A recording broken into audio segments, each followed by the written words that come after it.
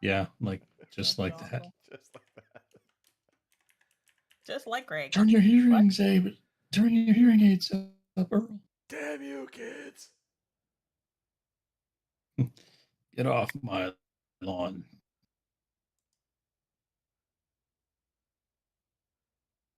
All right. We should be up and running. Not me in this heat. What? Oh, Kim. Oh, Kim. Let me pull up Twitch. Fair. It's like 100 and some degrees outside. So, Is it? to be fair, I don't run anywhere. So, yep. 78 hours. This has been like the greatest summer ever. I say that because it's been mild. We are alive. There we are. There we go. Well, it's good. I mean, like I said, it's 100 and some degrees. I don't mind it because I'm weird, but some people are hating on it. All right. And I think I just heard us. Twitch. It's like 100 and some degrees outside. So. Definitely heard that.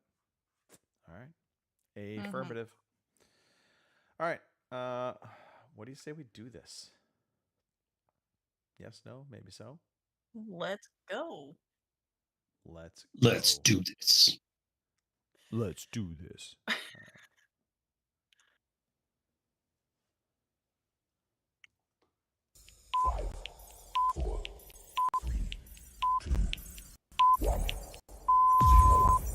Good evening, ladies and gentlemen. Y'all are listening to the Overseas Connection podcast. Shut up and sit down. Here we go! Would you kindly? I think we're just getting started. Medic! I'm a witcher. I think this is more than you can handle. He sits on his ass all day. Let's do this. Hey, everybody. Thanks for tuning in to episode 846 of the Overseas Connection podcast. Today is July 27th. Where has the month gone? The year of our Savior, 2025. Wars never change, or do they? We'll get into that topic. Trust me, I'll come for a circle on that. We're a video game podcast. If you're not familiar with us, we talk about video games. We talk about life. I am a little bit on the tired side, so I'm going to do things in all kinds of disorganized ways today. We'll get into that as well. Oh boy. I am one of your humble hosts, Greg DeLacy, gamertag Murphy's Law, OC_Murphy's Law on Twitter. Joining me today, probably should have hosted the show based on how I'm sounding right now, Mr. Christopher Matthew. Hello, Chris. Hello, Greg. Hello, Kim. Hello, everybody. Happy to be here. Enjoying a nice, mild upstate New York summer today. Yeah, also enjoying a mild West Coast summery day, 78 degrees, not a touch of humidity. It's gorgeous outside, which lends me to now ask the question, hey, Kim Woods, how are you doing? You're on the show. Tell us about your weather, Kim. Yeah, I am. It's humid. We're having an extreme heat warning because with the humidity, it's like 110 degrees or 105, something like that. So yeah, it's a little warm. Yeah, it ain't bad. Well, you know what, Kim? It doesn't matter whether rain, sleet, snow, heat. We are gonna be here every Sunday, 8 p.m. in the UK, 12 p.m. on the West Coast, 3 p.m. on the East Coast, and if you happen to be in the sweltering savannas of Saskatchewan, North Canada, Missouri, it's 2 p.m. It is. Yeah, there we go. We're on Discord. We are on YouTube. We also will do an audio version of this podcast, so definitely stand by for that. We do have a couple of birthdays to announce, and none of them related to this community, but we're going to announce them anyway, damn it. We've got Alexander Dumas, the author of The Three Musketeers. I'm assuming I had pronounced that last name correctly. Dumas. Yes, no, maybe so. I believe it's Dumas. It's Dumas? French, so you only pronounce like half the letters. Fair. I should have Yeah. Three Musketeers, French, yeah. And decidedly not French, Bugs Bunny turns 85 today. Crazy. 85 today. Pretty spry for an old man. Pretty spry. And amazing that Bunny has never been caught. Well, that's not true. He's been caught many, many, many, many times, but he has survived. Kim's camera just froze in the action pose, so not sure what's going on with that. I don't know if we lost Kim. Right? I would advise Kim keeping your arms down at all times while the ride is in motion. So yeah, your camera will eventually fix itself. There we go. All right. I know, right? It's weird. I don't know what's going on today. Heat has a funny way of messing with the internet. And that is one thing I've come to the conclusion on. Anytime it's overtly hot, it seems like the internet becomes wildly unstable. Which you would think it. I mean, I That must be suppose it it. makes sense because when your cabling and your hardware gets too hot, performance suffers. So there we go. Mhm. All right. Well, let me do this for good old Bugs Bunny and of course the Three Musketeers. Alexander Dumas. Okay, we got the important things out of I the like how you way. put some extra bass on there. Extra bass. Everyone here loves story time, our favorite time of the day. All right, we're going to dive into the story time. Kim, we'll start with you. Yeah. What is going on with you? I Uh-huh. see you have a new baby. I do. I have joined the Flip Club. So Yeah? yeah. So I got the 7. I got the newer one because, well, why not? And I like it. I really like it. It's nice. It fits in my front pocket. I no longer have to worry. Oh my god, I'm gonna sit on my phone and break it. So that's nice. I've got a case for it yet, but it's coming because Okay. Amazon no longer does like 2-day shipping, at least not in my neighborhood. So it'll be Thursday probably. But yeah, it's nice. I like the front screen, the little window thing. That's nice. Because you can do a lot from it, believe it or not. Yes. Although this is how long it's been since I've had a flip phone. Yesterday when I was talking to my sister, I didn't think about it, and I was talking away, and all of a sudden I flipped it closed.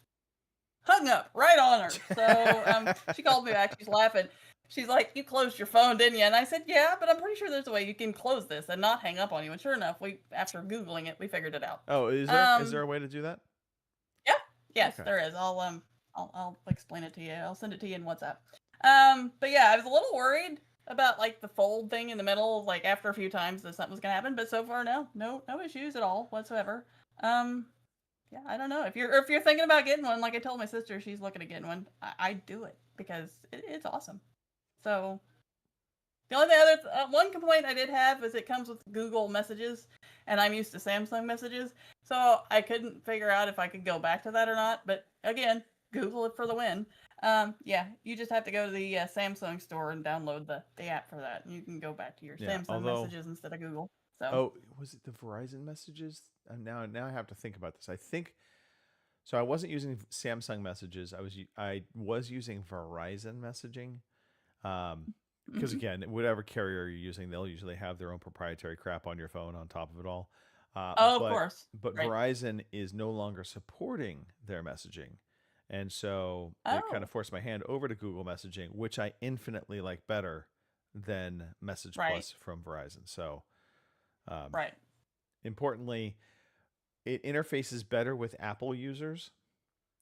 So one thing Right. that was happening when I was on the Verizon messaging platform, and they may have already fixed this, they addressed it, but anytime an Apple person would like something, because they were the first Uh-huh. messaging platform to be able to like and love and put a little heart on it. Yeah.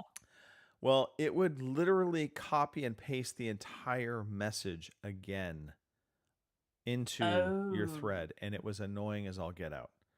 So your phone would just be Yeah. getting blown up if you had a sister like mine who literally, if you Right. send 5 pictures, she's going to like 5 pictures individually. Yep. Right. So, Yeah, needless to be say, annoying. Yeah. the Google messaging does address that, alleviates that. Plus, you get Right. some new kind of tweaks and bells and whistles with it. But That's true. Samsung, It wasn't bad. It was just, yeah. And something else that I like about this, I was worried with the fingerprint sensor because, Yeah. of course, I'm used to the bar phone with it being on the screen. But this, and I've had a tablet that had it on the side, and half the time you couldn't get it to recognize it. But I've not had any problems with this yet. It's done a really good job of identifying. Oh, hey, yeah, if that's your thumb, unlock Yeah. the phone. So, So I would yeah, I'm advise impressed. you, and I learned this after a Mhm. few times with my phone, that Right. think about the way you hold your phone and how you text Right. on your phone. So I ended up Right. doing 4 different fingers. So you can add additional fingers for Mhm. your finger input.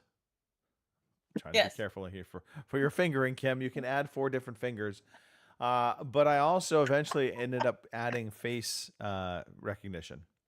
Yeah. And Right. so it will use either or, which is nice. Because like if you get your hands wet, Chris is about to lose it the down there. biometric sensor has a hard time.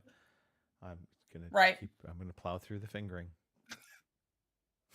Go. Yeah, you are. Anyway, so yeah, so We're having a good time. I was, as I was using my phone, I was like, okay, well, how do I normally hold it? Right. And then Mhm. the realization was I never use my left thumb. It's always these 2 Mhm. fingers. Of course. And then I do use my thumb on my right hand and this finger.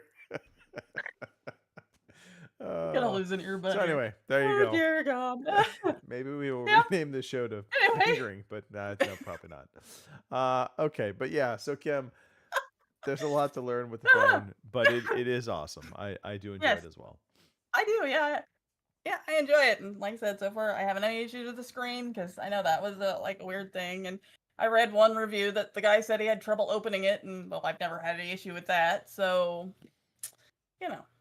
I don't know. Apparently he thought it was too tight. So there you go. I don't know. I didn't think that was a problem, but here we are. So yeah, the Flip 7. Goes back to finger It placement. was too tight for his fingers. All right. Well, Oh crap. now that we've But anyway, covered the yes, important Flip aspect 7. of, yeah. Yeah. Oh, Anything God, else you want what to else was there? discuss I don't that I think can just totally derail? Yeah, right. Right. Well, my short babysitting retirement was indeed very short. What was it, like 2 days, possibly 3?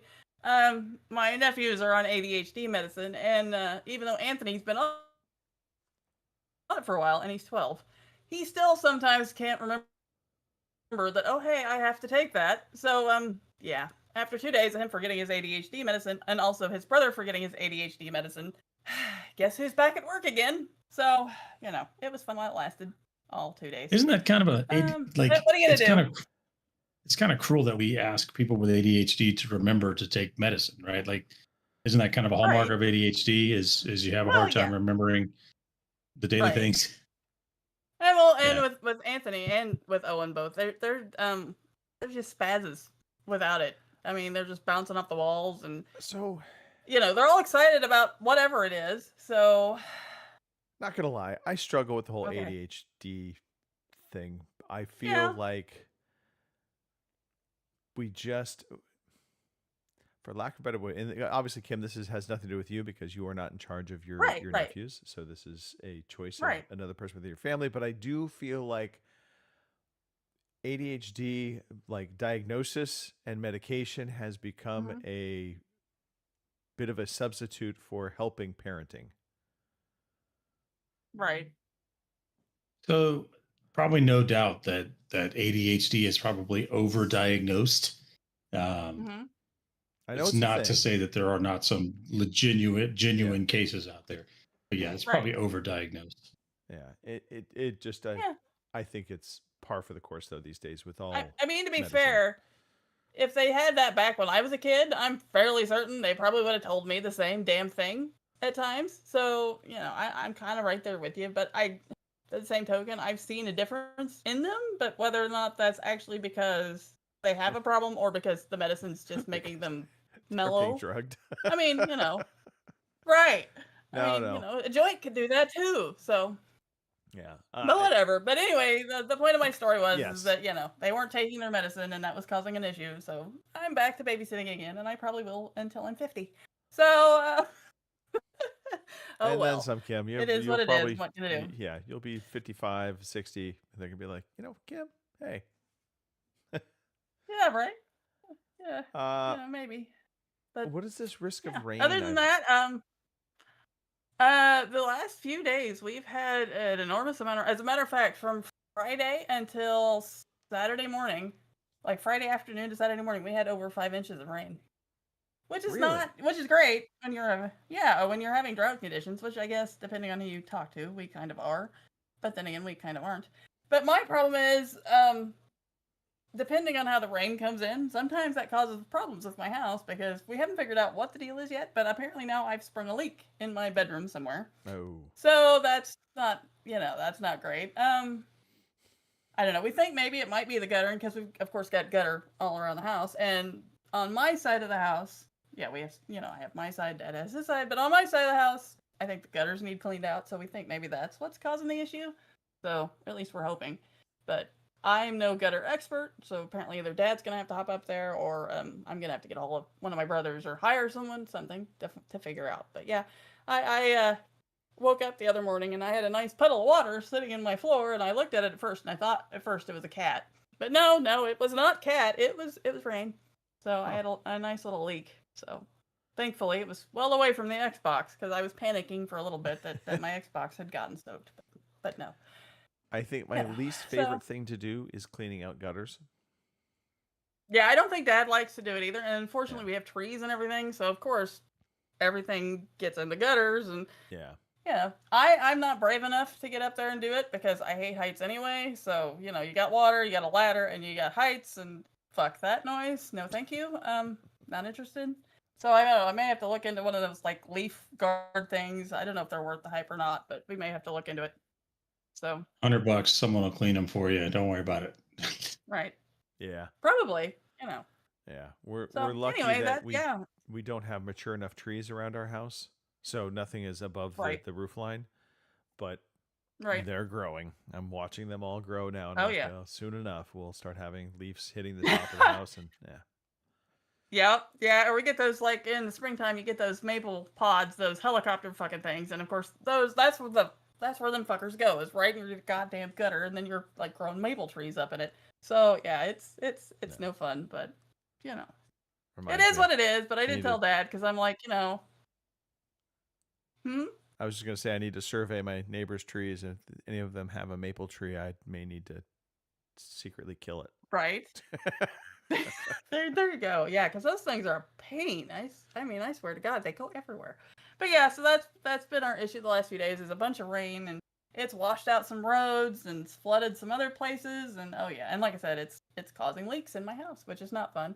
No. But it is what it is. I guess it's better than not having any rain at all. So. And at least the leak is hitting the floor at this point, not the top of your head or any of your electronics. Right. So. Yeah, because, one time I did have one that was like right over my bed, and that was a pain in the ass. So. Yeah. Well, here's to hoping you get that found soon and fixed. I hope so, because, I kind of panicked a little bit when it was between the TV and my nightstand. The first thing I thought was, oh God, it got my Xbox. So. I mean, I guess the positive is you found it in the summer months.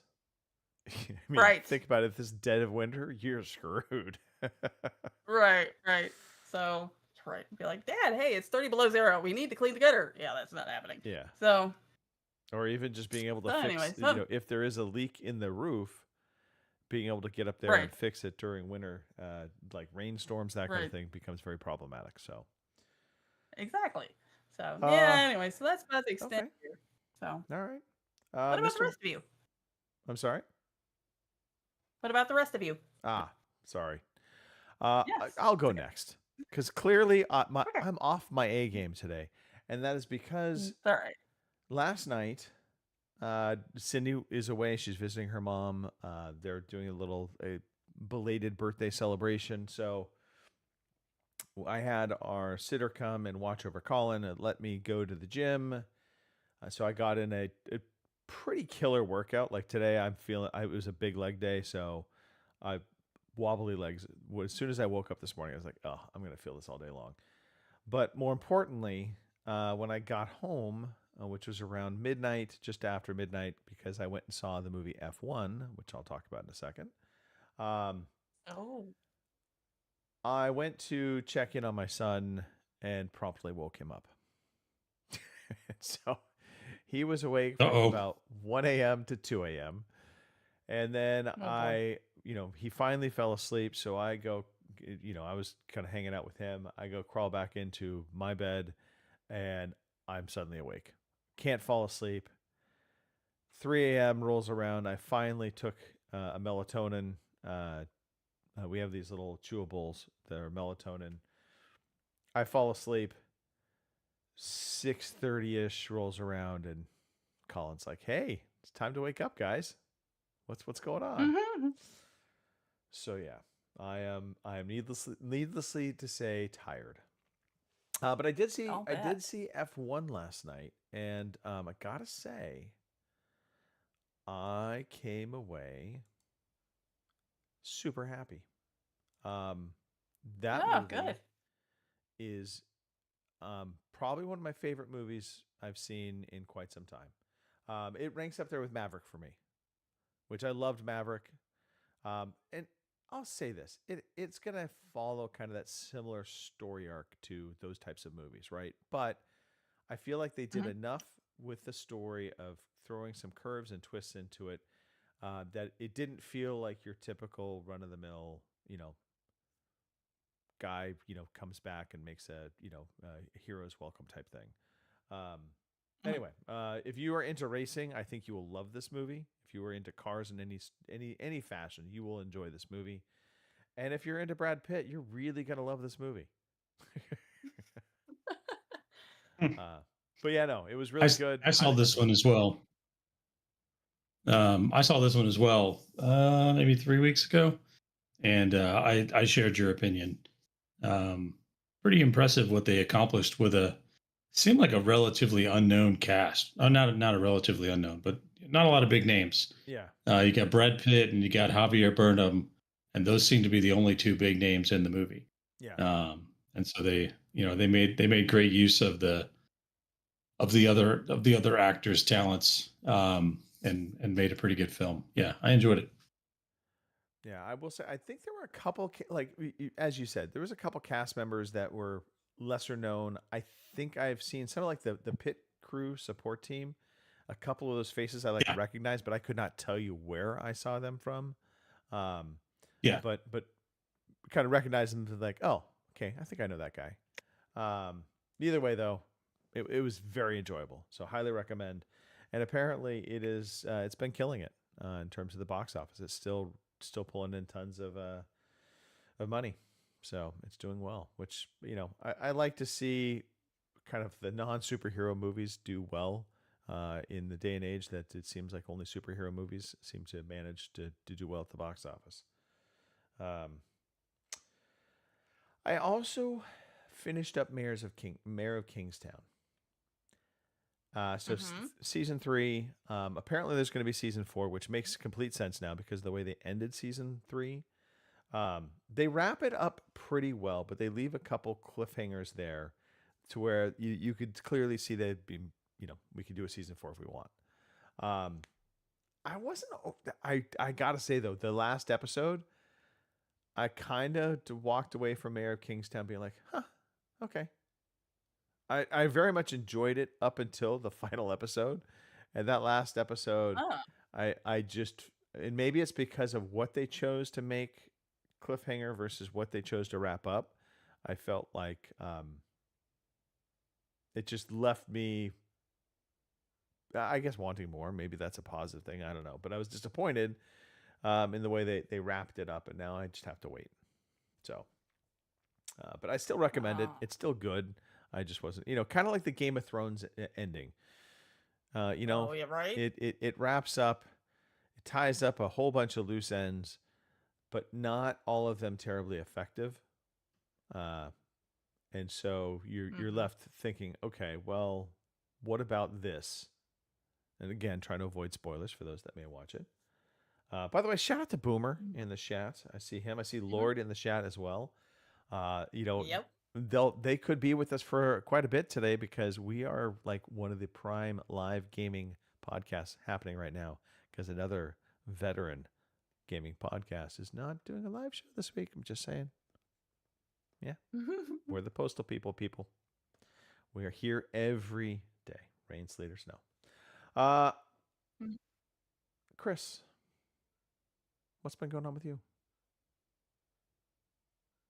It's been back to work week, so we had a nice little vacation, and then I was back in the classroom this week teaching wrapping up the summer term. So we typically do the summer semester with we get a handful of people, and everybody kind of takes 1 week of it.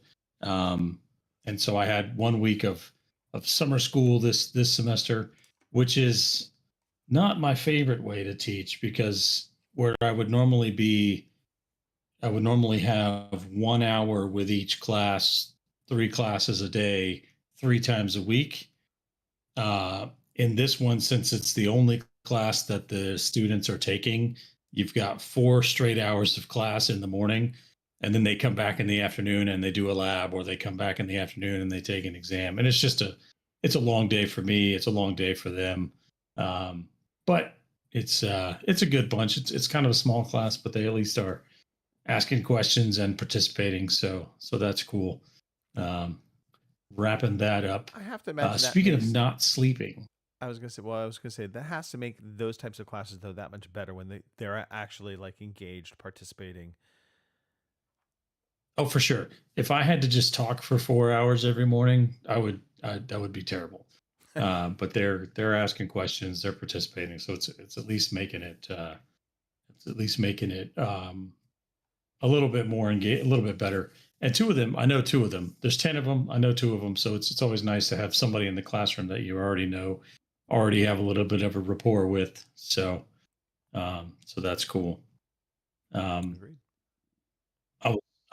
On the subject of not sleeping, Yes. my kids headed off to camp today. They'll be gone for 4 days. And they were so excited. Yesterday morning at 6 a.m., my youngest woke up and started packing. And I said, dude, what are you doing? And he goes, aren't we leaving at noon? I said, yeah, buddy, tomorrow. And so then we had some breakfast, and he did laundry to get ready to pack. And then they both went to bed way early yesterday because they just were like, I want to go to camp. So they went to bed way early. Oh, I just woke my camera up. Hi, camera. And then of course, the oldest is used to going to bed at like 10:30, 11. So when he went to bed at like 8, he woke up at like 2:00 this morning. Oh boy. And of course, he's the only one awake. So Katie gets up and makes breakfast, and the oldest, who normally is not going to skip chow, was kind of not really eating. And Katie was a little surprised by that because she'd made something specifically that he wanted. And he's like, well, I already ate when I woke up at 2:30 this morning. Like, what? Holy moly. So he got up at 2:30 and made himself breakfast. So they were excited, and then they're off to camp. They'll be back Thursday. And they'll have a great time, and they won't sleep at camp either. So they'll come back Thursday, and they'll fall asleep for 2 days. Okay. What are you going that's to just be kinda doing how in that- their absence? So I got to go. So tomorrow's the day at work. Tuesday back at work. Then Tuesday night, Katie and I are going to go down to New York City, spend the night in the city. Wednesday, we're going to see a matinee show. Wayne Brady is currently guest starring in Moulin Rouge on Broadway. So we're going to go see Moulin Rouge on Broadway. Yeah, so that's what we're going to do. And we'll see what else. I'm sure we'll go out for dinner or something, since it's just the 2 of us. There'll be So, some yeah. shenanigans. Shenanigans. Yeah. Yeah, it's quiet around the house. Okay. I don't have to fight anybody over my TV. Oh, it's nice. That is always nice. Yeah. And then earlier this week, I finally got a chance to go see Superman, Man of Tomorrow. Have you seen this movie yet? This is well, I'm assuming this is the new Superman. This is the newest Superman that just came out. Yeah. Yes. I have not seen this. What'd you think of it? Oh, I you have not. You haven't seen it. Kim, have you seen No. the new Superman? No, I haven't seen it either. Okay. I've Well, heard it was. positive I enjoyed it. Okay. Yeah, I enjoyed it. I mean, it was so. So the director is James Gunn, who was the director of the 3 Guardians of the Galaxy movies, Okay. and so you kind of know what you're gonna get. Like it very much. I was like, I went in expecting Guardians of the Galaxy, except a Superman movie. And while it's not as kind of silly as Guardians of the Galaxy, there was some good humor in it. There was some some kind of fun moments. It's definitely a different take than the previous attempt at the DCU, where they were a little darker, a little grittier. It's much more over the top kind of popcorn comic book movie. It wasn't perfect, but I enjoyed it. I don't want to spoil too much. They kind of do a big reveal at the end, so you find out who Ultraman is, and maybe set up something for a later movie. I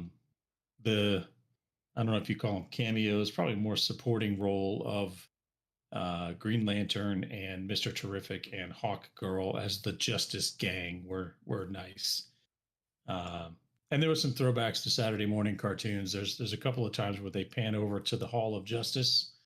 And I don't know if you ever watched the Justice League on Saturday morning cartoons, but it looked just like the Justice League or the Hall of Justice from the Saturday morning cartoons. So I appreciated that. Yeah. Yeah, I recommend it. It was a fun movie. Yeah, fun movie. I was debating between Superman, F1, and Fantastic Four. To be all 3, I've been actually hearing pretty good things about. Despite the initial, I think both Superman and Fantastic Four got, I think, panned a little bit pre-launch. But now that people are actually seeing the movie, they're like, oh no, this is actually pretty good. So, yeah. When I went to see Superman on Thursday night, there were people there for the early premiere of Fantastic Four, and they were in costume and they were ready to go. So nice. People were excited about it. Yeah. I'll go see Fantastic Four eventually. I'm interested to see their take on it. My son said we needed to watch the other Fantastic Four movies first, so I was explaining that they're not related. What do you mean? Well, it's the reboot of the reboot. Right. Yeah. So, and you're probably okay not seeing. I mean, I don't think I ever. There's not many superhero movies, the actual big screen superhero movies, that I've truly walked away being like, I hated that. Yeah. There have been a number of the TV series that I can say I have left disappointed by some of the things that they have done. But the big screen stuff, for the most part, still has always been at least good. Maybe not always great, but good. The last Captain America one. It was good. It wasn't great. It was that was the one that had Harrison Ford as Red Hulk. Spoiler. Yeah. Although they show it in the trailer, so I don't think it's a spoiler. It was in the trailer, so it's not really a spoiler. I did appreciate that they the little nod to the recasting of Thunderbird Ross there, because he had to shave his mustache to run the campaign. Like, you look different. So at least they, acknowledge that. Yeah. I don't know. I didn't mind. I didn't see. So the Fantastic Four movies that came out in the early 2000s with Jessica Alba and Chris Evans, I didn't mind those. I thought they were fun. Yeah. I didn't see the one in the middle with young Goose. I don't think I saw that one either. Now that I think about it. Huh. Yeah, I haven't seen that one. Maybe I'll check it out. Yeah, I was just gonna say I might have to go revisit that and see if it's worth the watch. The reviews were unkind. Yeah. Well, I mean, and everybody was panning this Fantastic Four because they gender changed a certain villain character. I say villain character. You'll Silver Surfer. Mhm. Yeah. But I think that is probably much to do about nothing. As long as they have a good story, honestly, I usually don't care too much if they're dramatically changing characters out, unless it's, I guess, unless there is a long history of a character having a certain look and feel. Then like Superman Forever is going to have to be modeled after Christopher Reeves, as far as I'm concerned. In that it's going to have that same vibe. Not that Christopher Reeves was the original Superman, I get that, but that has always been Superman. So I don't think you could try and create Superman and make Superman a woman, still call him Superman. Now I know they made Superwoman, but not to go down the rabbit hole of all of this, but that's what I'm kind of getting at. It's like there are things you can make changes to and get away with it, and I think you're okay. But if it's been long storied that they're a certain way, I don't want them to mess with the original material. I don't know. I'm tired. Did you ever I feel watch like I'm Lois talking and in Clark in the 90s?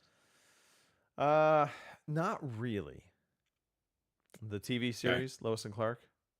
Yeah, Mhm. yeah, with Dean Cain as Superman. I don't remember watching that one a lot either. But yeah, I did. mean, It was great. for a generation, particularly our generation, like Christopher Reeve was Superman, right? Like he brought it to the big screen and really embodied the character. So kind of the mold that everyone else has to follow. No disrespect to Henry Cavill, no disrespect, but No, I mean, I think Right. Henry Cavill did a good job of playing Superman. I think I he haven't sure actually did. been. He sure did. Yeah, I don't think I've been disappointed by anybody that's played Superman since Christopher Reeves, to be honest. The stories themselves that they've, written, maybe they've not been as great, but I think they've done Superman, the character, pretty well, all things considered, over those times. But I don't know. I'm not a Superman aficionado on top of it all, so I don't know why we're spending this much time on this. I don't know. All right. Because it's a part of American pop culture, Americana. That's true. Anything else, Mr. Matthew? That's been my week. Okay. Well, then I think we can move on. We do have a question from the community, which I almost didn't post this up because I felt like, come on. But it's in the Discord. And we know Discord's the future. So, Kim, do me a favor. In the future. Yes, please read off this redunculous question. Alrighty. From Mark Hannix, our very own Mark Hannix, he asks, when is Chris going to realize he's missing out on Game of the Year and buy Dune Awakening? I'm not sure who the hell thinks that, but alright. So there you are, Chris. When are you going to buy Dune Awakening? Next time it's on sale. How's that?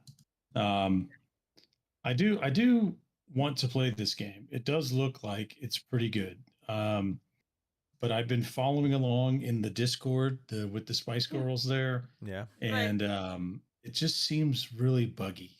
It seems like there's a lot of crashes and I'm just kind of waiting for some of those things to get worked out. Also, I'm trying to, which we'll discuss a little more in the what you've been playing section. But I've got a few other games I'm trying to clear off my back catalog at the moment. But I do want to play Dune Awakening. I figure I'll wait for some of the bugs to get ironed out, and by the time I get into it, the Spice Girls will have built their own spice empire, and I'll be able to just wander in and be ready to go. So thanks for setting all that up for us, Mark. I'll look forward to reaping the benefits of your hard work sometime in the future. I will say Phil Olson's truthful revelations last podcast definitely put Dune Awakening in a different light for me, in that he fully discussed the bugs and the problems that it was having and the anxiety it was causing him. Although he enjoyed the game, It is definitely far from perfect. So Mhm. yeah, but again, for me, it's just the Dune universe. Uh, I appreciate the Dune movies. I think I appreciated the newer Dune movies than I did the original. For the record, the original Dune movie, I Right. was just lost as all get out. I hadn't read the books. Blasphemy. Yeah, Blasphemy. I mean, I was just like, okay. And then the new Dune movies, better, more action for sure, which I appreciated that, and better special effects. So that helped me with the movies in terms of being able to enjoy them. But again, hmm it's like pasty white against the Dune, the desert rats. That's the way I look at the factions of Dune. Um, so yeah, yeah, I just can't get Yeah. into the story. I just It's- like picking on the Spice Girls. I have no stake in this game at all. I don't really care, but I like picking on Mark and them. It's fun. I do like And I calling have Mark to a shout out Spice Iron Girl. Panda. Yeah. Right. I have to shout out Iron Panda because he doesn't know me from Adam apparently, but I'm going in there and I'm giving him crap, and he's just putting up with it. He doesn't get mad or anything. He just goes with it. So Yeah. Shout You out know. Iron Panda. That's a good, by the way, good name. Iron Panda. I like that. Was that from Kung Fu Panda by chance? maybe I don't know. Ah. I don't know where it come from. Okay. I just know he puts up with it because I put in there because I said something to one of them or something, and he kind of stopped for a second. I'm like, don't mind me. I'm just a menace. I like picking on Mark and them, so I'm harmless really, and he's been fine with it ever since. So Apparently, Iron Panda is a brand of gym clothes. Google to the rescue. I may have to. I Oh, may there you have to go. look into some Iron Panda clothing, or not. all I'm right. not sure. Yeah. All right. Well, let's talk about some video games. Today I feel like playing computer games. Today I feel like playing computer games. I think the Gremlins are amok. I'm just saying that right now. All right. Come on, come on, come on, come on, come on, come I on, come will on. start. I barely played any games this past week. Now, a big Same. part of that, to be perfectly honest, is because NFL football camps are underway, players reporting, rookies reporting, getting a sense of who's rising to the top is infinitely important this time of year because all of my fantasy football drafts are coming up. So I've been dedicating a lot of time to watching the NFL Network channel or listening to various football podcasts. So that and work. Work has been pretty taxing. So beyond that, Work is work. Work is work. It always is. I have been getting a little Avowed in here and there. I won't bore the masses with it, but I will say this. I've gotten to the stage in Avowed that I'm pretty sure I'm in kind of now that I've opened up the last map, if you will. I'm in the end phase of the game. I do like the intrigue of some of the different political factioning that's happening. And it seems like it happens a little bit more towards the end of the game than it did. I mean, you had a little bit of it at the very beginning of the game, but towards the end of the game, there's a lot of positioning with different factions and in a sense kind of making choices that are going to piss somebody off or make somebody happy. And so I'm enjoying that aspect of the game. I don't know if it ends up having huge consequence to the final outcome. Trying to remember, Chris, if you had mentioned how that played out or not, but I feel like there is some element of that. Did you finish? I've just gotten to the. Oh, I thought you no, I've finished only Avowed. gotten to the third area. I've just gotten to the desert area. Okay. So I've still got a ways to go. So I do have one question. Yes. For you though on Avowed. Yes. So when you transition, so there's the city that gets burned down, right? You remember that? Right. And then you go to leave that area, and the captain of the militia or whatever, the Steel Garrote, I think they're called, like confronts you at the gate. Yep. Do you remember this? Yes, I do. What did you do there? Do you remember what you did there? Yeah, I believe the phrase because I murdered them all. Kill them all comes to mind. Okay. Yeah. So I did the same. I'm just curious how that's going to play out later. That was my only question. Don't spoil anything for me. I will not spoil anything. There is an element to that does play out later on. That was an interesting moment because I felt like there definitely was a option to talk your way through that and not get into a fight. But then the more Yes. I was talking to him and the more some of his responses coming back to me, I just was like, you know what? You're just a shithead. And it just pushed my buttons to the point where I'm like, you know what? Yeah, we're gonna do this. But it's funny because in Avowed, you will see in some of your dialogues where they give you options to kind of talk your way out of it. You also will see there's a kind of a pattern to being able to talk your way into the fight, but continue the dialogue a little bit further and then get into the fight versus they always give you kind of that instant like just attack them now kind of option. Yeah. But there are other dialogue options that will still get you into the fight. But I like doing those because I feel like you just get that little bit extra interaction with the characters, and I feel like it just gives it a little bit more richness. But yeah, so I'm finally into the Galvinian Tusk area, where I'll be able to make the whatever it is the upgrade weapon that we can't do until you get there. Yep. But yeah, so yeah, you still have a very interesting. Yeah, there's some really interesting elements coming up for you. I will just leave it at that. Anyway, so All Avowed right. definitely still on my playlist. Kim, what about you? What's been going on with you? Not a whole lot, because like I said, with the kids being here and everything, I haven't had all the time. I'm trying to make time for like Fatal Friday and what is it, Shooty Thursday or whatever it is we're calling it now. So I've played quite a bit of multiplayer on COD. So Yeah, that's let's pretty much talk about it. about Which that. I real quick. appreciate. Yeah, you and Mhm. Mr. Matthew have been playing a ton of it. How do you feel about the whole Beavis and Butthead the skins? Is this going too far? I mean, it's fine, I guess. I mean, I was never a big Beavis and Butthead fan, so I mean, one way or another, it doesn't really matter. But I mean, it's COD. They have all that stuff going on. So I mean, I guess whatever. It- It's fine. But I am looking forward to It's- Battlefield 6.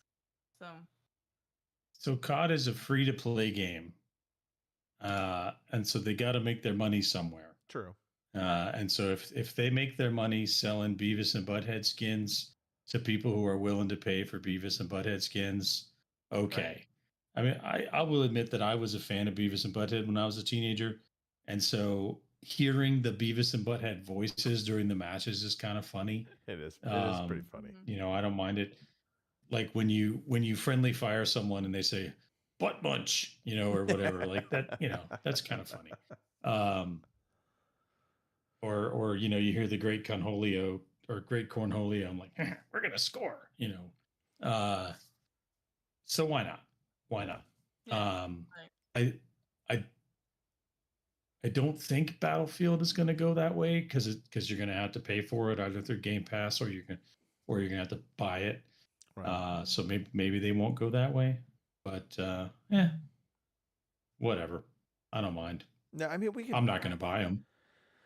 Yeah, I don't have a desire to buy the Beavis and Butthead skins. They have definitely been being purchased. I have seen plenty of them running around the Oh, yeah. battlefield. So it is funny. Yeah, for sure. All of the outrage in quotes that happens online around these things, and then you just see so many people buying them. It's like, well, you're kind of your own worst Right. enemy, Yeah, and I'm not immune because honestly, in the past couple of Battlefield or CODs, I've bought like the gigantic 6-foot Easter bunny or the giant 6-foot cat, mainly because I think it's fucking hilarious when you do a finishing move and you're like a 6-foot Easter bunny. I mean, it's that's Let's just not, fucking let's be hilarious. honest, Kim. That's just- Anything cat related, you are in. Well, there you go. There's Yeah. that too. So I mean, there's that. So I bought one for this one. I bought the Falconeer, and he's got a finish where there's a falcon that flies down and whatever kills the enemy, whatever the hell it is. So I mean, I'm not immune to it either. I just didn't buy the Beavis and Butthead because I don't care. So Although I do hope, in a way, that it doesn't carry over to Battlefield, because in Battlefield I don't care. I'm just ready for that slidey, weird, matrixy, jumpy around bullshit that COD does. I'm ready to be done with that in Battlefield. So, Yeah. as that shit pisses me off, because you're sitting there, you're throwing lead at some guy, and all of a sudden he Halo jumps and slides, and he can turn around and he can shoot your ass, but you can't get him, and it just annoys the ever-loving shit out of me. Anyway, Fair. Get good, Kim. Get good. I know, right? Get good. Get good. Right? I think yeah, I mean, I think we're all excited for Battlefield 6. Mhm. I'm more excited to see what they do with campaign, because Right. and it's a cautious excitement, because in the past Well, right. they have, like, their trailers for their campaigns have been epic and awesome, and it's like, holy crap, this looks amazing. And then you get into the actual campaign and it's been anything but. So Well, yeah. I'm curious if they can actually finally do a campaign well. That's not to say, I mean, early on in Battlefield, I thought when they first did a campaign, I thought it was okay. I want to say that was Battlefield 3 that had campaign, The Battlefield 3 had a yeah. Yeah, it was Battlefield 3. Then there was the weird cop one. Yeah, Hardline. Yes. Which we all forget that. Well, they also had the the two Battlefield Bad Company games had good campaigns. Those were fun. Those were great. Yeah, I remember playing, I think it was Battlefield 2 on the PlayStation 3, maybe PlayStation 2, and all the campaign was just a bunch of bot matches, and I hated that. Yep. But yeah, anyway. No, and what's interesting, if you think about Bad Company, I think what I loved about the campaign was that they had characters that, in some ways, remind me of characters out of the Call of Duty campaigns. Very much kind of like a soap-like character in the. I'm trying to remember the names of the characters from Bad Company, but either way, they had charisma. They were, they actually had good writing. It was a fun campaign. I hope we get that with Battlefield 6, because that'll pull me in more. I did hear rumors that there is a battle royale mode in Battlefield 6. Yeah. That just leaked out, I guess, today. So, that's also one of those things where I'm like, okay, stay in your lane. Don't try and do too much. Because I think that's also something Battlefield has been a little guilty of in the past, is they're trying to be everything to everybody. And they have those gigantic maps with 1,000 people on it, and maybe it's just me, but that's not really fun for me. I mean, yeah, I think that's what made the Bad Company games that much better, was that it wasn't quite as big as these big battle royale, 100 people on the map type thing, but you still had, like, destructibility to the environment meant something. Right. But and that's what I like about it, is the destruction. Yeah. But I felt like Battlefield Bad Company did it best. And maybe it's because of the era of the combat. Right. It's one of those, like, catch-22s. You want to have destruction and being able to take an entire building down, but on the flip side, when you do that, it does kind of suck if you're not in a tank and you've got there's no recourse for you. You're just screwed, and I think that was the problem with, I want to say, Battlefield 1.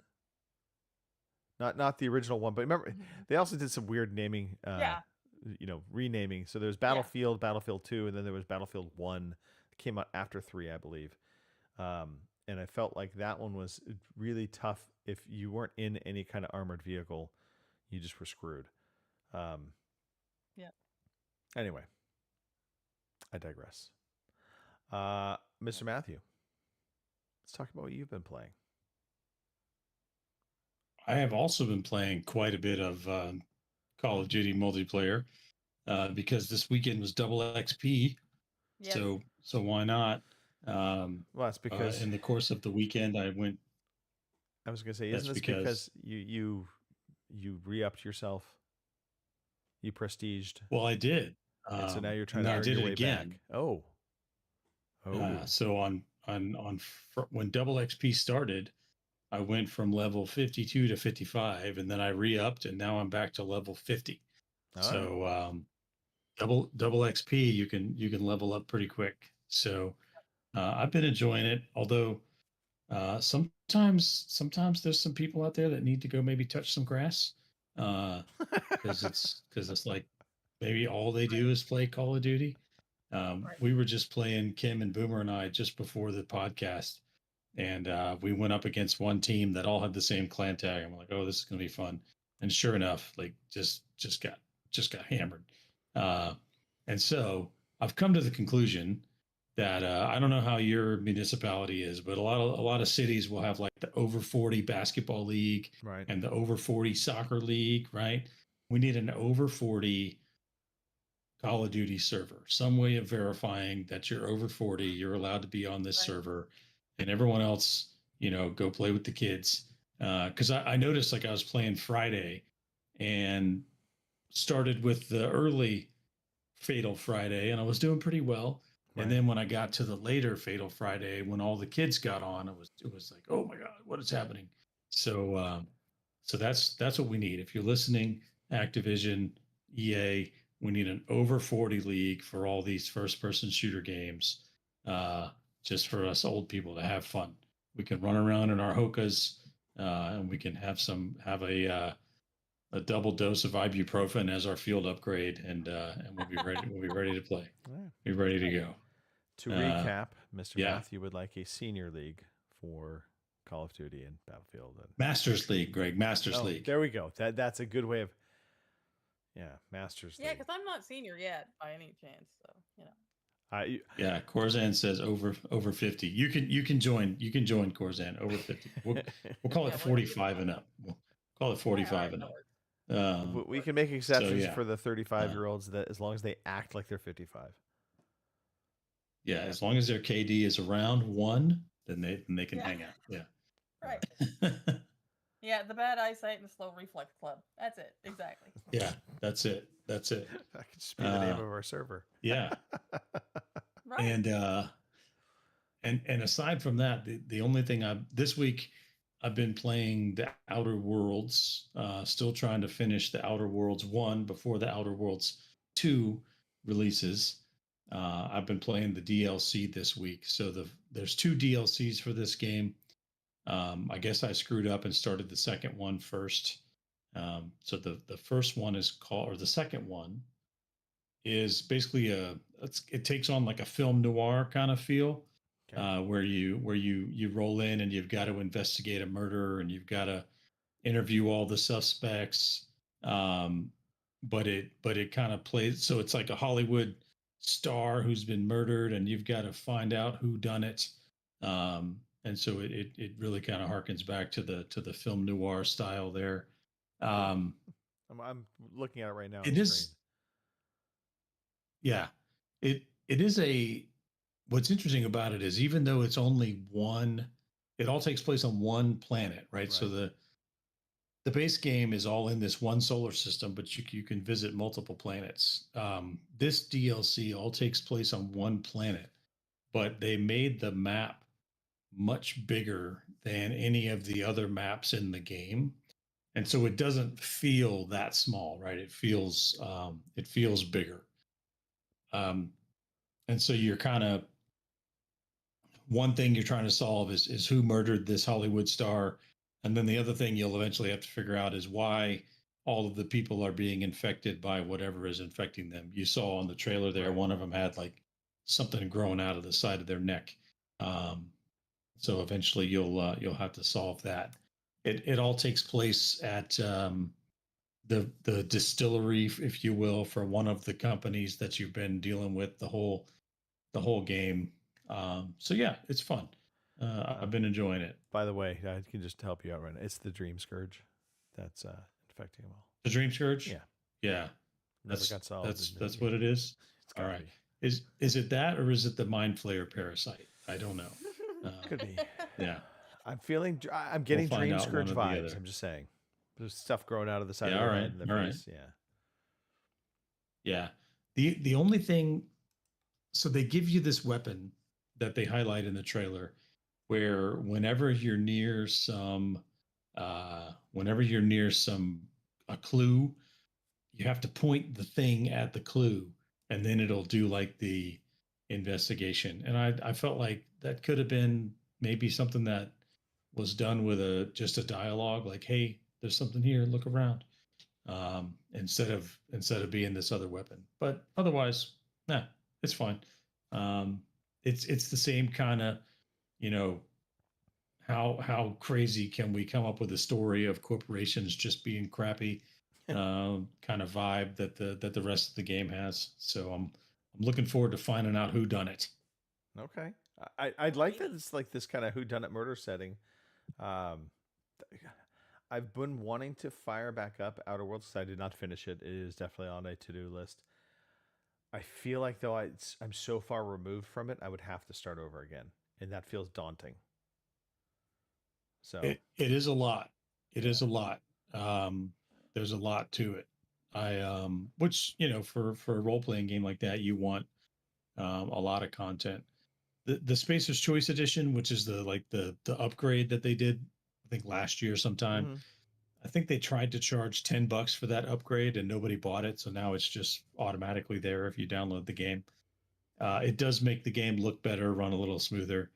But if there's one thing that's not cool about the game, it's a lot of loading screens. There's a lot of loading screens. It's very much like a Bethesda game, just kind of with the loading screens. But otherwise, it's a great game, great fun. Looking forward to the sequel. And that came out, if I remember correctly, Outer Worlds came out on PS4 and Xbox One. The One X in that era. It definitely was wasn't. 2019. So Yeah. whatever the console of the day was in 2019, that's when it was released. So yes, I think you're right. Yeah. Which I mean, Sounds right. Yeah. or it was made for multiple consoles because I'm trying to think. I think the Series X was out by then, but maybe I'm totally wrong. Actually, I think I'm totally wrong. Either way, they definitely made it for multiple hardware platforms, and so I think that probably accounts for all of the loading screens for like the Yeah. Xbox One, the PS4. They weren't going to be able to handle the bigger areas. Anyway, it looks awesome. So yeah, like I said, I might have to get back into it. I'm just afraid, very afraid. I think all the DLC is included now if you play it on Game Pass. I think it's all there now. Maybe. Okay. Well, that'll make it easier.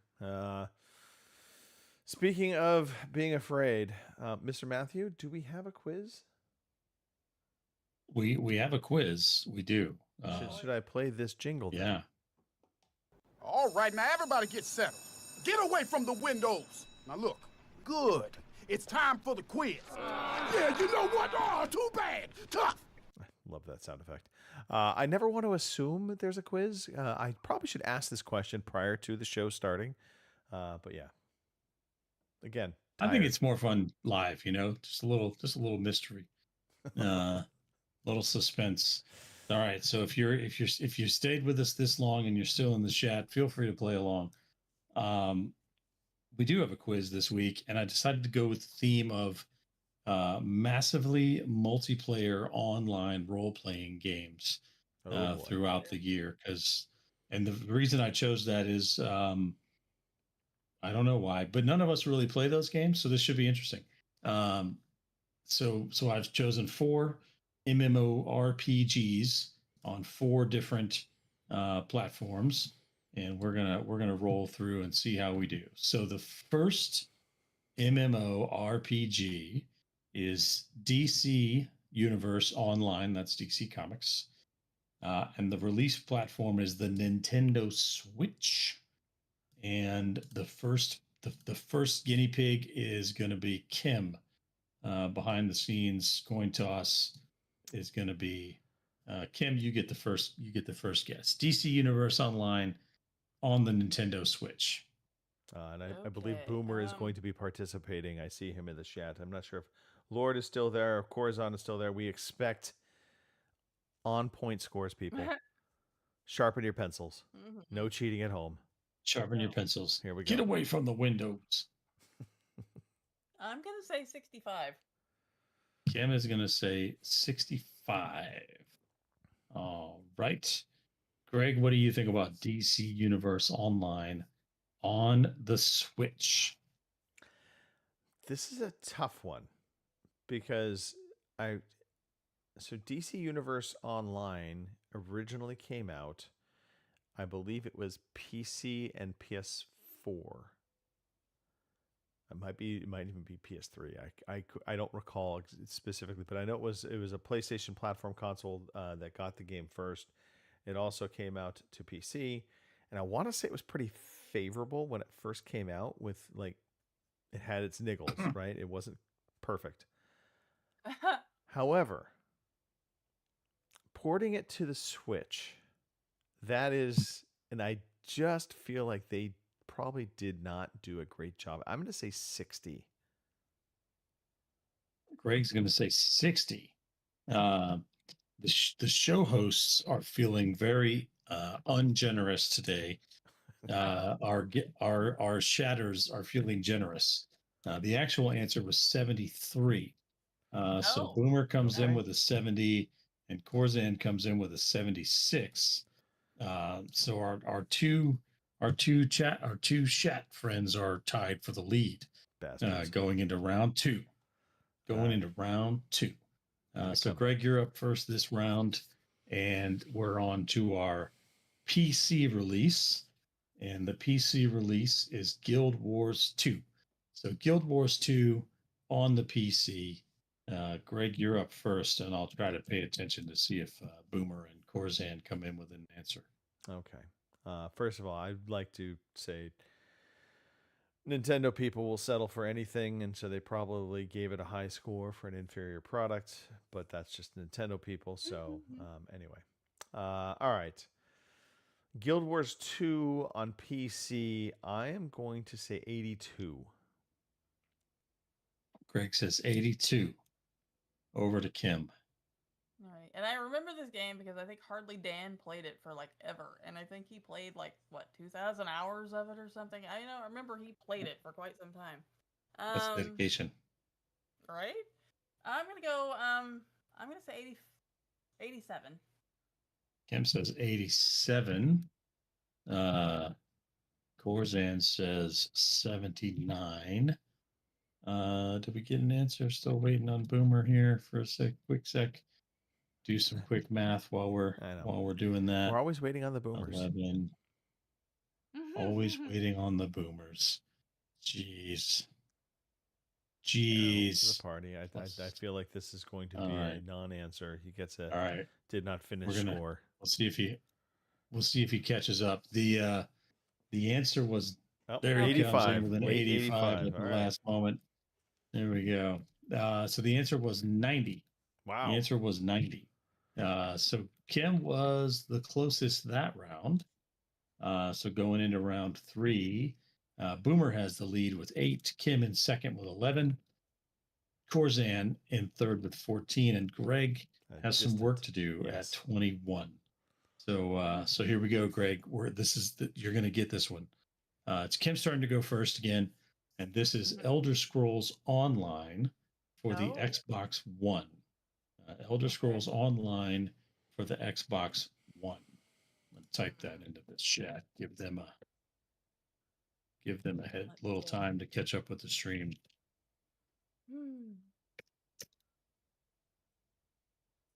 What do you think, Kim? Kim's going to say 83. All righty.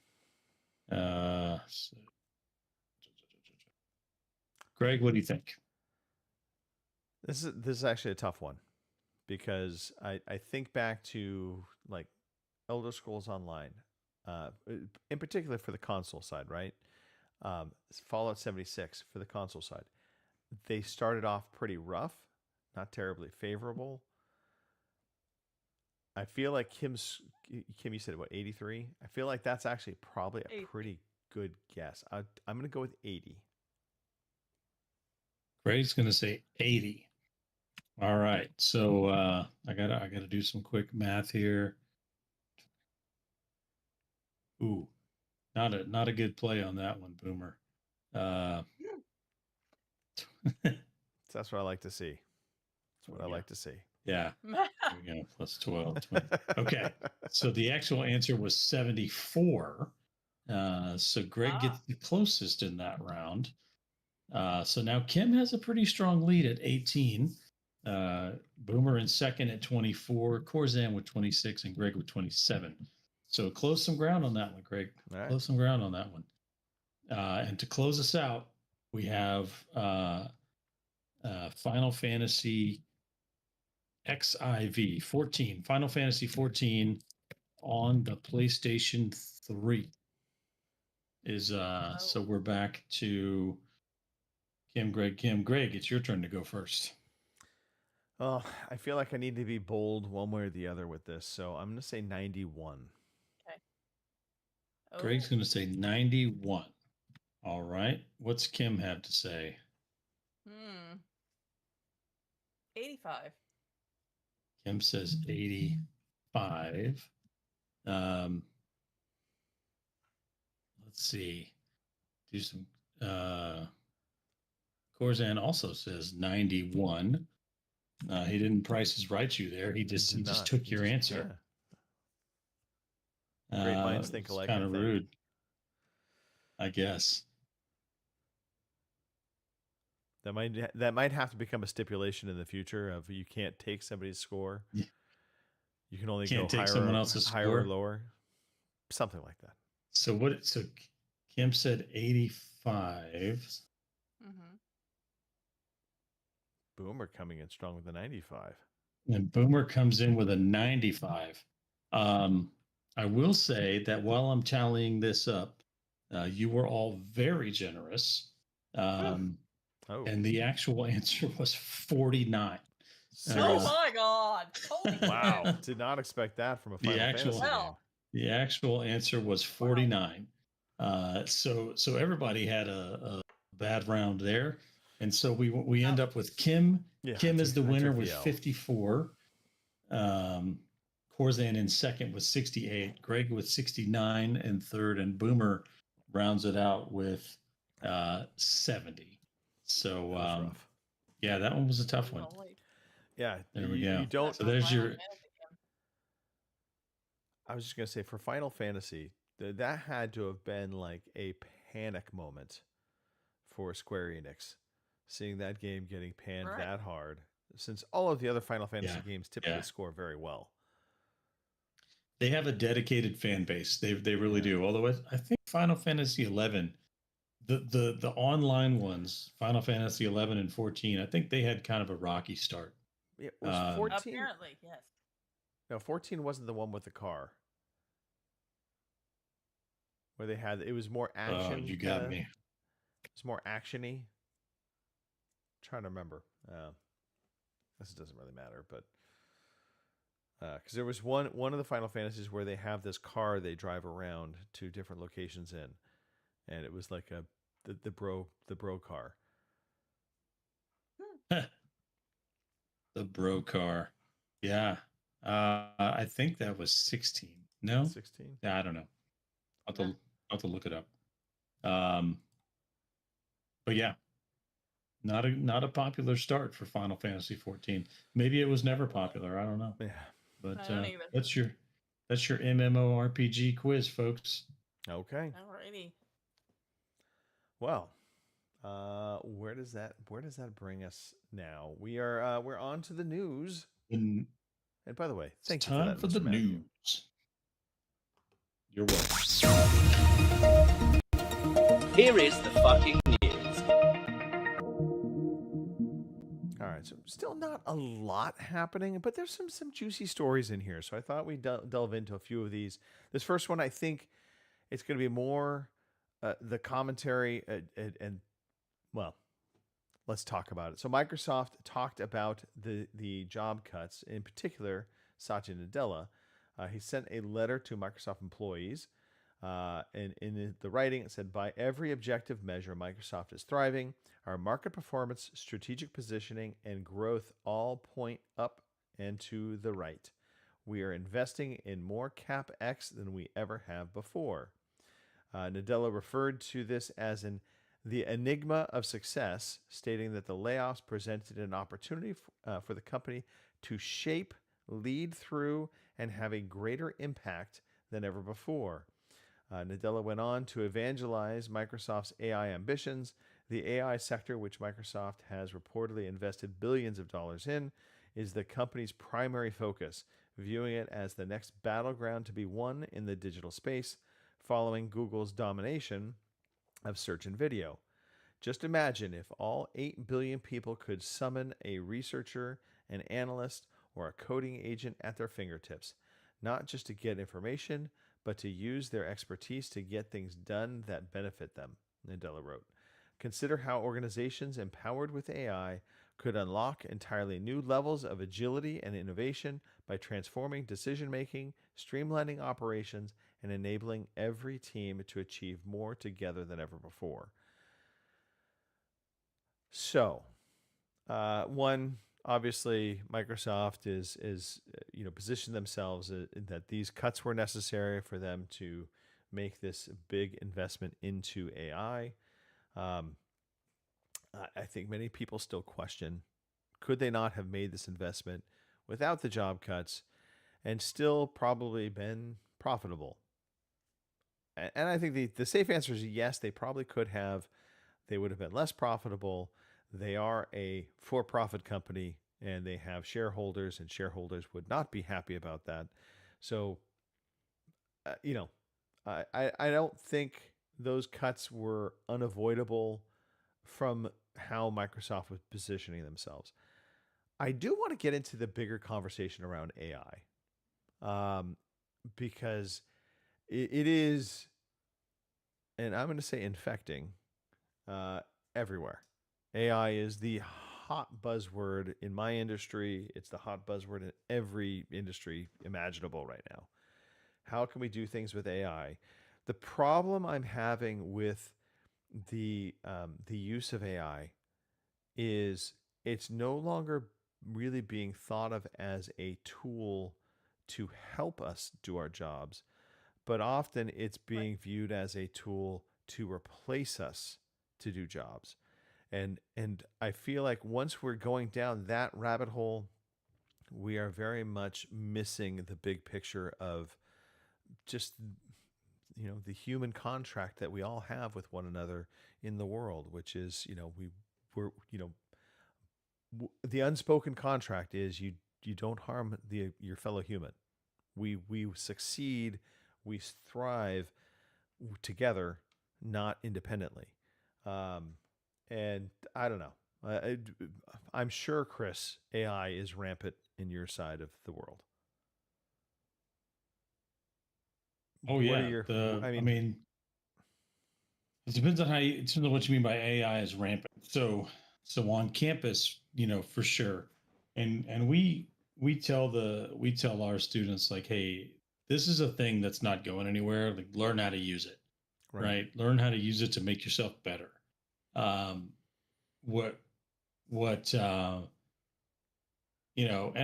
I think we're not going to see AI replace, physicists anytime soon, because AI is not going to push the boundaries of science, right?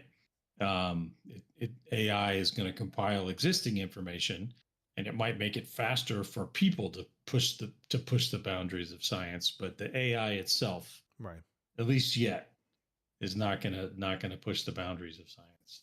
But in terms of academics, for sure. And I always have to caution my students, like, hey, if you want to use AI, that's great, but you better check its work, because I've had a few times where someone's turned in work where it's like, I put the question prompt into ChatGPT, and this is what ChatGPT said, and it was way wrong, and so they got 0 points.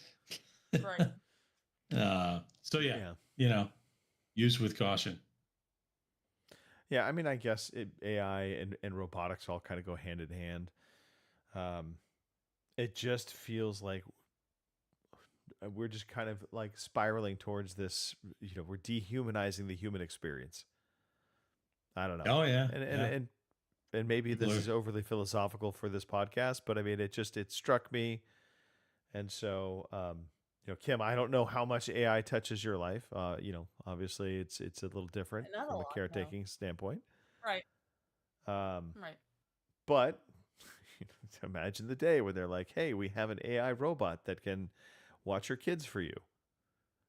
It's like, Oh, right. we may like that day actually. that would be creepy, right? I mean, it's iRobot, right? This is like we're kind of quietly getting towards the iRobot experience. We have cars now that can literally drive themselves off a dealership lot to your house to be delivered. So that's something Tesla's testing out. So you don't even need a dealership to get your new car. They'll just send it to you. AI-driven, taxis. So it's, and again, this is just a couple examples, but we've got these other examples, and it's, again, robots and AI working together, but, restaurants that are fully AI-driven and robotics-driven to where you don't even need people to make the food and package it up and give it to you. I just want to know how they deal with customer complaints. It's crickets. Error. They just report an error. Yeah. Right. You put in a ticket and that's it. Yeah. Yeah. I will just say, even with this explanation of kind of why they made the job cuts, I still feel like it does not justify the magnitude of which they did. But it's done. All we can do is hope they don't do it again. And God knows I don't think we can hope on that. Now, something I didn't see coming, but pleasantly surprised this did happen, which is Microsoft reversed plans to charge $80 for The Outer Worlds 2. So an Xbox spokesperson said, we're focusing on bringing players incredible worlds to explore, and we'll keep our full-priced holiday releases, including The Outer Worlds 2, at $69.99, in line with current market conditions. Obsidian wrote on its social media channels on Wednesday, we have received your SOS via Skip Drone about the pricing. As an organization devoted to making sure that corporations do not go unfettered, we at the Earth Directorate have worked with Redacted to revise the price of The Outer Worlds 2. While this will not bring peace to the galaxy or even your local colony, we assure you that we are here to fight for all colonies in every way that we can. So one, bravo to Obsidian for making a fun post. They're actually quite clever at Obsidian with their writing. Glad to see this. Didn't expect it. I thought for sure Microsoft was going to power through it for $80 games. I think this also means that now Call of Duty is also going to stay at $69. Because it says, we'll keep our full-priced holiday releases, which I assume that means all holiday releases, at $69.99. So a win for the consumer. Right. Yeah, because I'm not ready to pay $80 per game. No. I mean, but then I don't spend a lot on games anymore. So I mean, unless it's something I really, really, really have to have, I tend to wait. So. Yeah, I mean, I don't think this necessarily impacts any of us here because we all were probably planning to play this through Game Pass. But yep, I'm happy to see them not trying to push this into the $80 price tag. Especially for Outer Worlds 2, because it will sell well on the PlayStation 5 now. It'll do well on other platforms like Steam. This would have been, I think, a nail in the coffin for them had they tried to go out to market in those other ecosystems at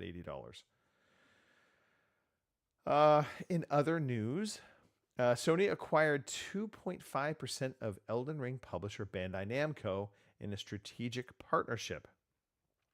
A joint statement from the companies reads, through this business alliance and Sony's investment in Bandai Namco, as two of the leading Japanese entertainment companies, Bandai Namco and Sony, will focus on expanding the fan community for IP such as anime and manga around the world and strengthening engagement, particularly in the anime field where rapid market growth is anticipated, while merging their strengths to create an emotionally moving experience for fans, and as a result of these efforts, maximizing the value of IP. Man, that was a long sentence. That was a lot of words. Yes, that was a lot of words. This is the latest entertainment company that Sony has acquired shares in. The company currently owns 10.11%, 10.11% of Kadokawa, the Japanese media giant, which includes dozens of anime and gaming properties.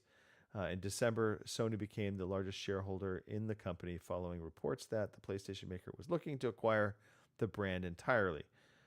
This is an interesting move. I mean, 2.5% is not a huge stake in another company, but I think it puts them on the table and likely positions them to be a favorable platform for like Bandai Namco to make games kind of first and foremost for their hardware. I can't think of another reason why they would be investing in Bandai Namco. Bandai Namco, God. Easy for you to say. I know. Lastly, and this is the story that honestly is the reason for the title of the show.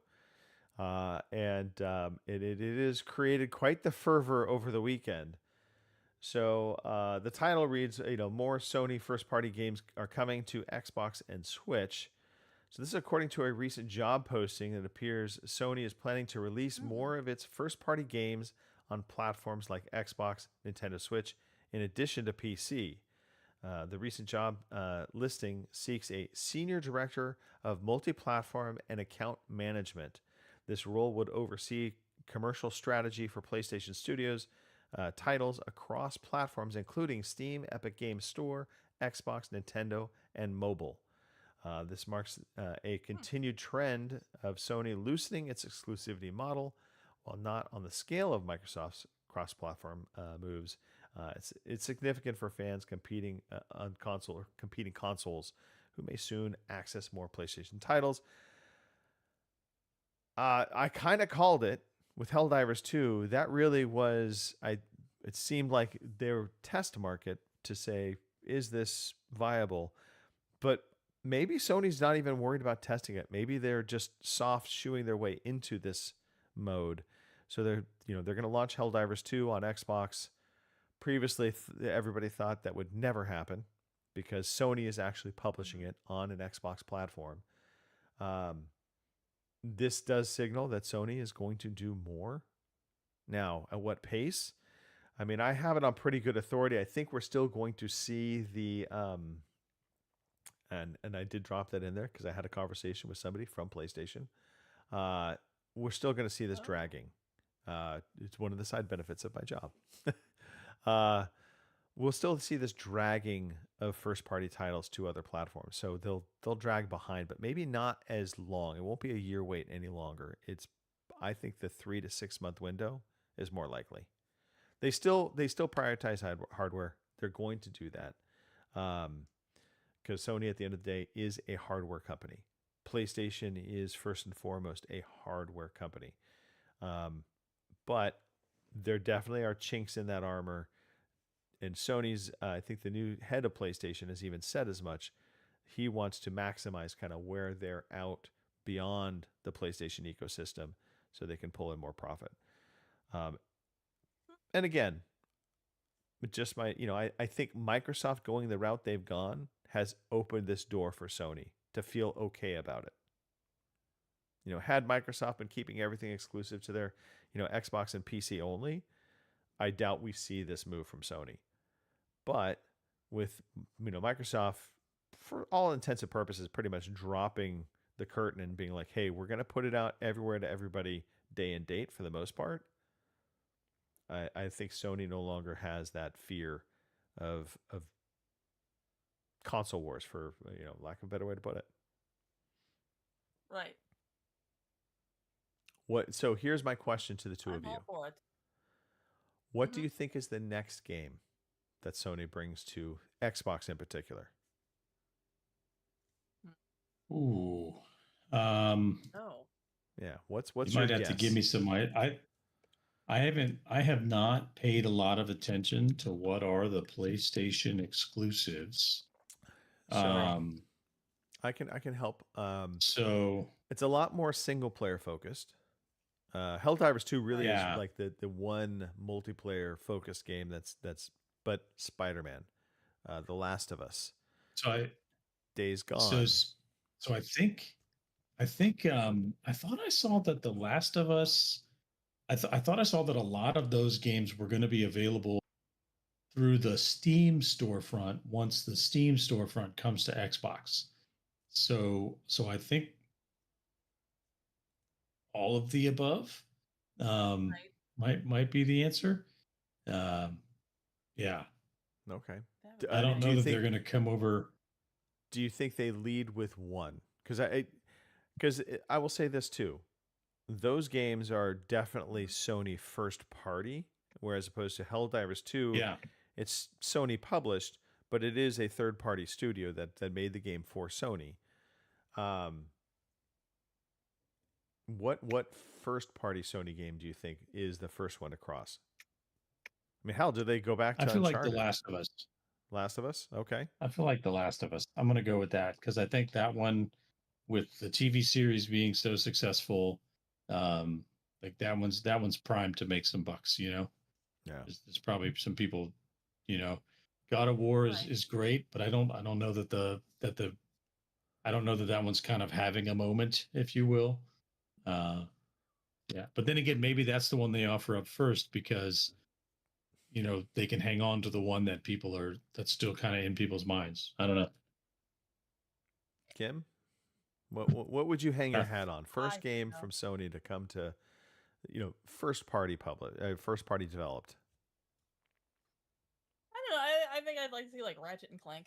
I mean, because that'd be something more like along that I would play as opposed to The Last of Us. But Didn't even think of Ratchet and Clank. I do see where, right? So okay, that would be my take would be Ratchet and Clank. But that's purely from a personal standpoint because I would sooner play that over The Last of Us because, well, I don't know. I didn't get on with The Last of Us like a lot of people. Knives in the knife block. I don't know. Maybe I'm just all zombied out, and that was my thing. Because there for a long time, that was the big thing was zombies in everything. And I don't know. I don't know. I guess I'm just not big into zombies. So unless it's Call of Duty. So. All right. Boomer threw out. He hopes they bring Spider-Man. I think Spider-Man could be one that. Yeah. If you think about that one in particular, because it's a licensing deal with Marvel Studios and Disney, they might be able to kind of get a little sweetener from them to be able to do that, because I'm sure that Disney and Marvel would be all for that. They already saw the benefits of the Indiana Jones game being delivered on multiple platforms, so maybe that might be the one. Boomer, you might be on the nose with that. I don't see Astrobot. I don't see Sackboy, just because I think they've killed off Sackboy at this point. Sackboy is dead. Astrobot's the new mascot game, and Astrobot's so specific to the controller. I think Sony will definitely want to keep that exclusive to the PlayStation experience. Anyway, interesting times. All right, Kim. Let's talk some new releases. Alrighty. New releases for this week are. Oh God, these names! I swear to God. Nadana for the PC on July 28th. Nadana. Relic Bound, right? Relic Bound for the PC on the 28th as well. Day of the Shell for PC on the 29th. Achilles Survivor for the PS5, PS4, Xbox Series X and S, Xbox One, PC on the 29th. I'm assuming that's like Achilles, like the Greek thing, but I don't know. How to surviving an Achilles injury. Okay, hey, there you go. Co-op kaiju horror cooking for the PC. I mean, are you gonna be like Godzilla running a cooking show? I mean, I might play that. I'm not saying I wouldn't, but anyway. We'll find out the 29th. Grounded 2 preview for the Xbox Series X and S and PC on the 29th. Jesus Christ, names again. Mado Monogatari, Thea, and the Wondrous Academy. Holy. For the PS5, PS4, and Switch on the 29th. Tales of the Shire, a Lord of the Rings game for the PC and console on the 29th. Cook Serve Forever, speaking of cooking. Cook Serve Forever, PS5, PS4, Xbox Series X and S, Xbox One, Switch, and PC on the 31st. Dead Take for the PC on the 31st as well. Eartheon, whatever that is, for the PC on the 31st. Oh god. IQ Fly High for iOS and Android on the 31st. Heartworm, is that like what dogs get? I mean, I'm not sure that would be a great game, but alright. Heartworm for the PC on July 31st. Machina for the PC on the 31st. Ninja Gaiden, Ninja Gaiden Ragebound. I don't know where the hell I was going with that, but whatever. Anyway, it'll be out for the PS5, PS4, Xbox Series X and S, Xbox One, Switch, and PC on the 31st. And Time Flies for the PS5, Switch, and PC on the 31st as well. And those are your releases for this week. Just want to say Well done, Kim. Yes, well Thank you. done. And Time Flies feels appropriate for the end of July because, man, July has come and gone. It really has, because I was like all excited for my birthday, and here it is. It's come and gone, and the month's almost over, and I'm like, which scares me because now that means fall is around the corner, which also means here winter. I don't like that either. So Yeah. Well, now I'm depressed. All right. I know. Hey, Tuesdays and Thursdays, we try and do our shooty game nights. For the most Shooty part, McShoot face. shooty McShoot face. Is that what I heard there? Sure. Shooty McShoot face. Yeah. Shooty. We need to rename this Shooty McShoot face. 8:30 in the UK for a 1 hour minimum. I like that we have this 1 hour minimum in there. 3:30 Eastern, 12:30 Pacific timeline, 2:30 in Central time zone. And we do our best to try and make these. But I'll be honest, my work meetings they're supposed to only go for a half hour. These people have the gift of gab. And last couple times, an hour plus. And it's an hour plus of conversations that honestly should have only taken 25 minutes, not even 30. But there we are. Double Fatal Fridays happens at 8 p.m. in the UK and then again at 8 p.m. in the Central Time Zone, which you don't know Central Time Zone. Please look up Central Saskatchewan, Canada time zones, and you'll find it, I'm sure. All right. Let's wrap this up. We're going to have an audio version of this podcast. I will make sure that comes out at some point in time tomorrow, but you can do it in the flesh. You can be here with us. Be part of the chat. I guess it's not really doing it in the flesh, but you know what I mean. Be present. Be part of the Kerwiz. Yeah. Be like Boomer, Lord. We had Corazon was in there. We also had Message Deleted person is in there. And so, yeah. Yep. Way to ban Hammer Kim. I love it. But yeah, so come be part of the chat. It's fun. You could be part of the quiz. It is. You'll get prizes of fame and fortune. Just really fame, not even Internet high fives. Yeah, internet high five. That's your All fortune. around. But they add up, people. They do add up.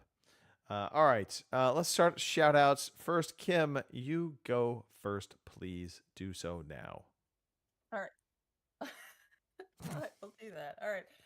Shout out to you guys as always. Like I said, this is my adult time because, well, I've had children all week and, well, they're taxing. What can I say?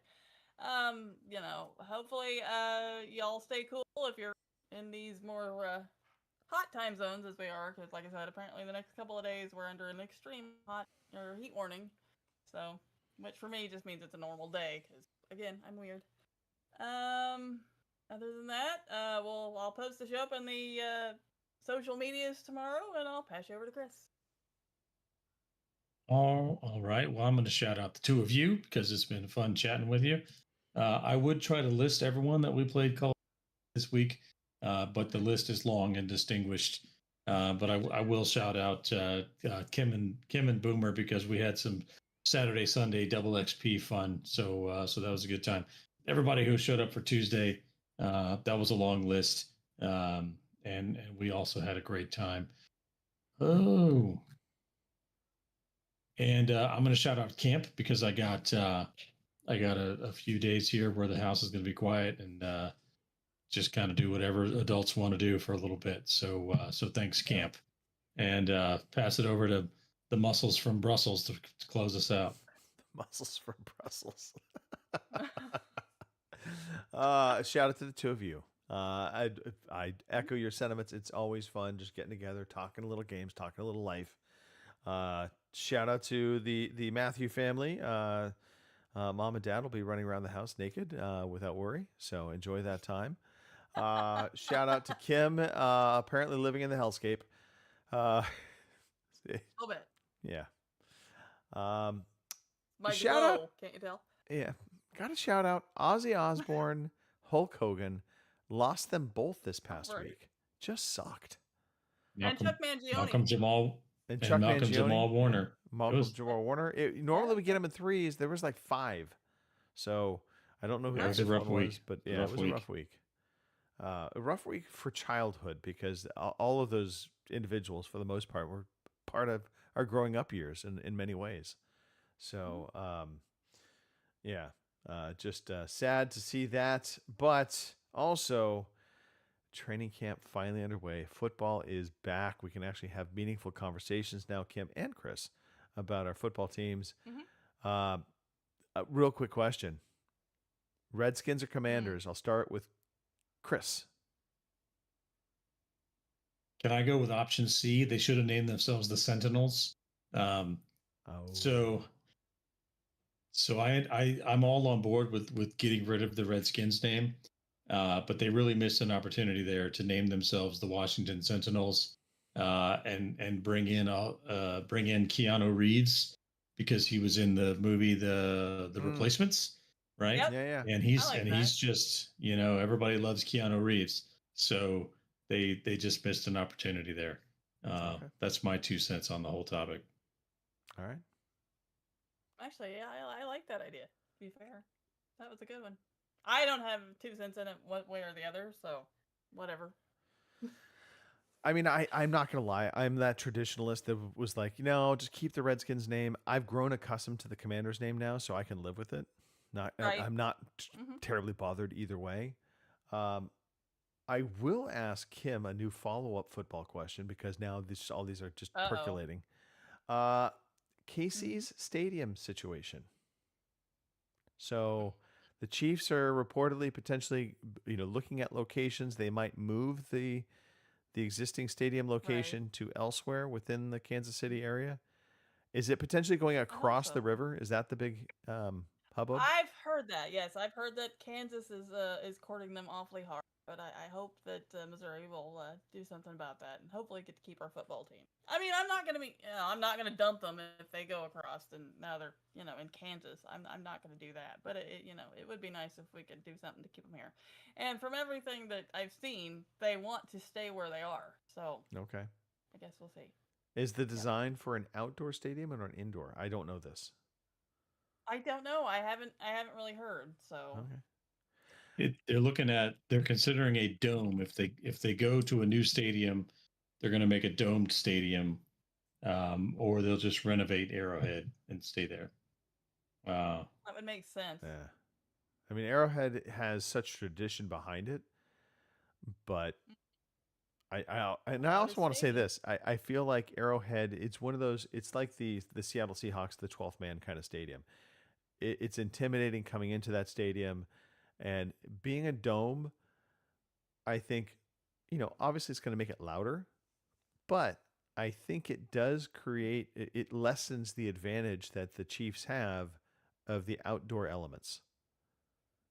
And Right. the outdoor elements Yeah. can play to their favor. So, Yeah. Right.